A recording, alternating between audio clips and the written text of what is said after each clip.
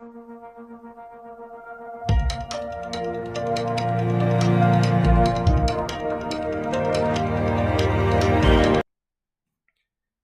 Everyone, welcome to the learning loop online education platform. उम्मीद है आप सभी स्वस्थ होंगे, मस्त होंगे। अभी तक हमने कक्षा 12वीं का सत्र 4 जो है, इकाई 1 का सत्र 4 ग्लेडियोलस की खेती हमने पढ़ चुके हैं और आज हम उसके कुछ महत्वपूर्ण क्वेश्चन लगाने वाले हैं। ठीक है, चलिए शुरू करते हैं। सबसे पहले हम रिक्त स्थान देख ले रहे हैं। ठीक है, सबसे पहला क्वेश्चन क्या है? कटे हुए फूलों के व्यापार और उद्यान प्रदर्शन के लिए उगाए जाने वाले मुख्य जियोफाइट्स में से एक है। तो क्या है ये? ग्लेडियोलस है। ठीक है, तो ये क्या है? जियोफाइट्स क्या होते हैं? जियोफाइट्स वे पौधे होते हैं जो कम पानी और नमी को बचाने के लिए, भोजन को बचाने के लिए क्या करते हैं, ये अपने आप को जड़ों में क्या कर लेते हैं, भोजन को, पानी को स्टोर कर लेते हैं। ठीक है, तो इनको क्या बोलते हैं? जियोफाइट्स बोलते हैं। उनमें से एक क्या है? ग्लेडियोलस है। ठीक है, अगला क्वेश्चन क्या है? ग्लेडियोलस को खालिस्तान या खालिस्तान के माध्यम से प्रवर्धित किया जाता है। ठीक है, तो कार्म या कार्मलेट के माध्यम से क्या किया जाता है? उसका प्रवर्धन किया जाता है। ठीक है, प्रवर्धन मतलब होता है कि नए पौधे तैयार करना। ठीक है, किस तरीके से करते हैं? तो कार्म या कार्मलेट के माध्यम से करते हैं।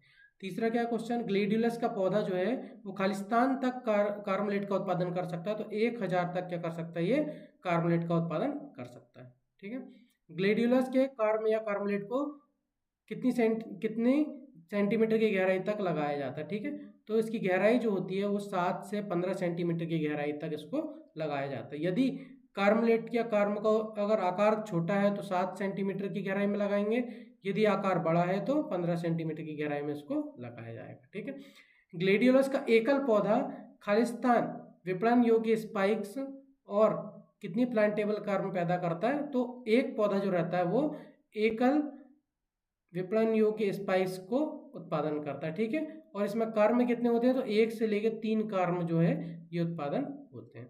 ठीक है, अगला क्वेश्चन क्या है? ग्लेडियोलस में स्पाइक्स के गुणों को किसके द्वारा आंका जाता है? तो स्पाइक्स की लंबाई के आधार पर आंका जाता है। अगर बाली का आकार जितना ज़्यादा होगा उसकी गुणवत्ता उतनी ही अच्छी होगी। ठीक है, चलिए इसके बाद देखते हैं हम अगला क्वेश्चन। अगला देख रहे हैं हम, इसके कुछ विकल्प हैं। ठीक है, तो पहला क्वेश्चन क्या है?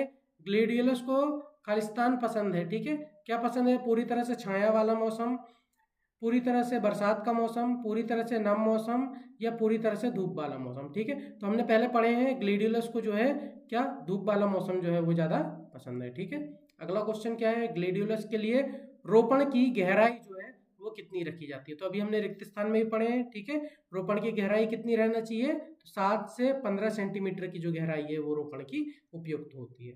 ठीक है, अगला क्वेश्चन देखते हैं हम। अंकुरण को बढ़ाने के लिए जिब्रेलिक एसिड GA3 का पूरा नाम होता है जिब्रेलिक एसिड का उपयोग कितना किया जाता है? ठीक है, तो जिब्रेलिक एसिड जो है एक प्रकार का क्या है? ये हार्मोन है। क्या है? हार्मोन है ये। ठीक है, इसकी सांद्रता जो है वो कितनी रखी जाती है? तो 250 ppm की सांद्रता में क्या किया जाता है?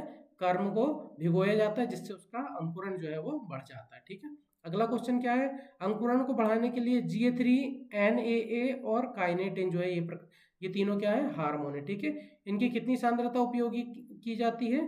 तो 10 से 50 ppm की सांद्रता जो है इसका उपयोग किया जाता है, जिससे अंकुरण क्या होता है? उसका बढ़ जाता है। ठीक है, अगला क्वेश्चन देखते हैं। ग्लेडियोलस में सबसे आम शारीरिक विकार क्या है? अब ये शारीरिक विकार क्या है? तो शारीरिक विकार जो है या तो अधिक टेम्परेचर के कारण, कम टेम्परेचर के कारण, या फिर प्रकाश की अधिक उपस्थिति के कारण या कम प्रकाश के कारण जो है क्या हो जाता है? शारीरिक विकार उत्पन्न होते हैं। ठीक है, तो इसमें सबसे आम शारीरिक विकार कौन सा है? तो फूल का गिरना जो है ये आम शारीरिक विकार है सबसे। ठीक है, चलिए अगला क्वेश्चन देखते हैं। इसमें कुछ महत्वपूर्ण क्वेश्चन है जो पेपर में पूछे जाते हैं। तो सबसे पहला क्वेश्चन क्या है देखते हैं। ग्लेडियोलस में स्टैकिंग का वर्णन, ठीक है, करना। स्टैकिंग क्या होती है? स्टैकिंग का मतलब होता है सहारा देना पौधे को। ठीक है, अगर पौधा अगर कमजोर है या फिर उसमें बाली ज़्यादा आ रही, फल ज़्यादा आ रहा है, तो पौधा जो रहता है झुक जाता है या गिर जाता है। उसको बचाने के लिए क्या किया जाता है? सहारा दिया जाता है। ठीक है, तो इसको क्या बोलते हैं? स्टैकिंग बोलते हैं। तो देखते हैं, पौधे को सहारा देना ही क्या कहलाता है? स्टैकिंग कहलाता है। ठीक है, इसमें किन पौधों को सहारा दिया जाता है? तो लंबी स्पाइक्स वाली जो किस्में होती हैं, जिनकी बाली जो रहती है वो ज़्यादा बड़ी होती है, ठीक है ना, तो उसमें इसका उपयोग किया जाता है स्टैकिंग का। ठीक है, क्यों किया जाता है? सीधा रखने के लिए और हवा से टूटने से बचाने के लिए क्या की जाती है? स्टैकिंग की जाती है। ठीक है, स्टैकिंग किसके माध्यम से की जाती है? तो बांस या फिर विलो स्टिक्स का उपयोग किया जाता है स्टैकिंग के लिए, ठीक है। एक छड़ी को पौधे के आधार से लगभग कितनी दूरी पर गाड़ा जाता है? तो 10 से 15 सेंटीमीटर की दूरी पर गाड़ा जाता है, ताकि जो कर्म है, ठीक है, जड़ में जो रहते हैं कर्म, प्लांटेबल कर्म, ये क्या है, क्षतिग्रस्त ना हो, ठीक है। तो छड़ी की लंबाई और पौधे की दूरी जो है वो कितनी होनी चाहिए? 10 से 15 सेंटीमीटर की दूरी में होना चाहिए, ठीक है। जब स्पाइक्स पर फूल आना जब चालू होते हैं तो डंडे को क्या किया जाता है? गाड़ा जाता है, क्योंकि फूल आते हैं तो पौधे पे क्या वजन हो जाता है, जिससे पौधा गिर जाता है, ठीक है। इसलिए फूल आने पर ही क्या किया जाता है? डंडे को गाड़ा जाता है, ठीक है।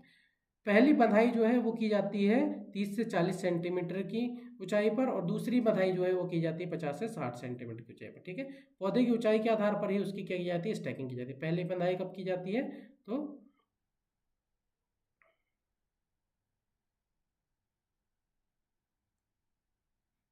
पहली मथाई कब की जाती है? तो 30 से 40 सेंटीमीटर की ऊंचाई पर, और दूसरी मथाई की जाती है 50 से 60 सेंटीमीटर की ऊंचाई पर की जाती है, ठीक है। अगला देखते हैं, क्यारी के चारों और पौधे के बीच जो है 3 स्तरीय क्या होता है? तारों को फैलाया जाता है, ठीक है। अगर पौधे की ऊंचाई ज्यादा होती है तो 3 स्तरीय तारों को फैलाया जाता है। ये वही क्या, ग्लेडियोलस में स्टैकिंग। अगला क्वेश्चन देखते हैं। अगला क्वेश्चन क्या है? अगला क्वेश्चन है, ग्लेडियोलस की कटाई को समझाइए, ठीक है। तो कटाई किस तरीके से की जाती है? तो ग्लेडियोलस में फूल लंबे और पतले स्पाइक्स में पैदा होते हैं, ठीक है। मतलब उसकी जो बाली बनती है उसमें फूल बनते हैं, ठीक है। स्पाइक्स को कट फ्लावर के रूप में काटा जाता है, ठीक है। अब ये कट फ्लावर क्या होता है? तो कट फ्लावर अगर उसको डंठल के साथ काटा जाता है तो उसे बोलते हैं कट फ्लावर। इसका उपयोग ज्यादातर गुलदस्ते के लिए किया जाता है, सजाने के लिए, ठीक है। चलिए अगला क्या है? तो स्पाइक्स की गुणवत्ता जो रहती है उसकी लंबाई और फ्लोरेट्स की संख्या पर निर्भर करती है, ठीक है। स्पाइक्स मतलब उसकी बाली जो रहती है उसकी लंबाई, और उसमें जो पंखुड़ी रहती है, ठीक है ना, फ्लोरेट्स की संख्या, उस पर इसकी गुणवत्ता जो रहती है वो निर्भर करती है। एक आदर्श स्पाइक्स जो है वो तंग कली अवस्था में क्या होना चाहिए? काटी जाना चाहिए, ठीक है, ताकि उसे दूर के बाजारों में बेचा जा सके, ठीक है। इसमें क्या होना चाहिए? तो 3 से 4 जो है कलियां जो है रंग दिखाती हो, तब इसको कटाई की जाती है, ठीक है। कटाई करते समय उसमें 4 से 5 पत्ते जो रहते हैं उनको बचा लेना चाहिए, ठीक है। क्यों बचा लेना चाहिए? तो उसके बाद में जो कर्म होता है, ठीक है, उसके विकास में मदद मिलती है, ठीक है। पौधे के जड़ क्षेत्र में कर्म होता है, ठीक है। अगर हम बाली को काट देते हैं तो इसके बाद भी क्या होता है कि पत्ते जो रहते हैं कुछ 4 से 5 पत्ते बचे रहना चाहिए, ताकि कर्म का विकास अच्छा हो, ठीक है। उपज में आमतौर पर एक पौधा एकल विपणन योग्य स्पाइक्स पैदा करता है, ठीक है, और 1 से 3 प्लांटेबल कर्म बनते हैं उसमें। स्पाइक्स का उत्पादन जो है लगाए गए कर्म की क्या होती है? संख्या का दुगना होता है, ठीक है। फूल काटने के 45 दिन बाद कर्म या कर्मलेट को क्या किया जाता है? खोद लिया जाता है, ठीक है। इस समय सभी कर्म जो रहते हैं वो परिपक्व अवस्था में आ जाते हैं, ठीक है। 25% जो कर्म होते हैं उनका रंग जो होता है कैसा होता है? भूरा होता है, तो हम समझ जाते हैं कि इसकी परिपक्व अवस्था आ चुकी है, ठीक है। ये इसकी क्या हो गई? कटाई हो गई, ठीक है। अगला क्वेश्चन देखने वाले हैं हम, ग्लेडियोलस में भौतिक विकार जो है वो क्या होते हैं, ठीक है। तो भौतिक विकार ना तो किसी प्रकार के कीट है और ना ही किसी प्रकार का रोग है, ठीक है। ये केवल क्या होता है, किस कारण से होते हैं भौतिक विकार? तो तापमान के उतार चढ़ाव के कारण होते हैं, और प्रकाश की स्थिति के कारण जो है विकार उत्पन्न हो जाते हैं, और पोषक तत्वों की कमी या फिर अधिकता के कारण जो विकार उत्पन्न होते हैं उन्हें बोलते हैं क्या? भौतिक विकार या फिजियोलॉजिकल डिसऑर्डर, ठीक है। ग्लेडियोलस में मुख्य रूप से 3 प्रकार के भौतिक विकार होते हैं, ठीक है।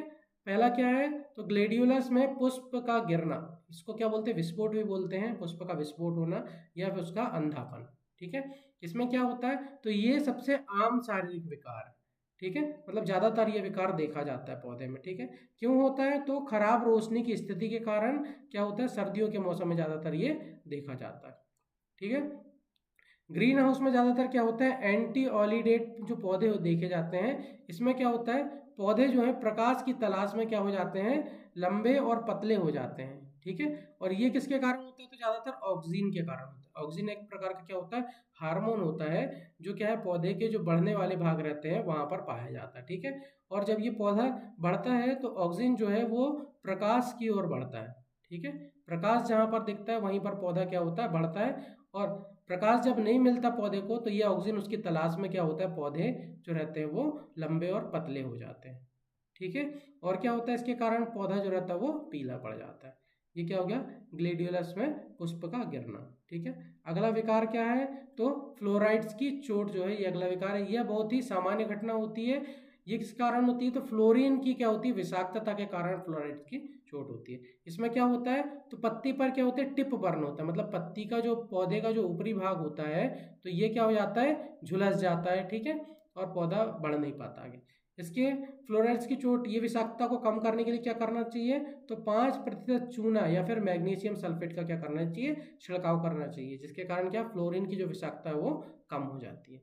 ठीक है, अगला देख रहे हैं टेढ़ा मूढ़ा तना। ठीक है, यह कोई आम समस्या नहीं है पौधे में, लेकिन ये होती किस कारण से है, तो तापमान का जब उतार चढ़ाव ज़्यादा होता है, कभी ज़्यादा हो जाता है तापमान तो कभी कम हो जाता है, उतार चढ़ाव के कारण ये विकार उत्पन्न हो जाता है। नाम से समझ में आ रहा है टेढ़ा मूढ़ा तना, मतलब इसमें क्या होता है कि पौधे के जो तने रहते हैं वो क्या हो जाते हैं, टेढ़े हो जाते हैं। ठीक है, उम्मीद है आपको ये चैप्टर, ये इसके क्वेश्चन आंसर जो है वो समझ में आए होंगे। ठीक है।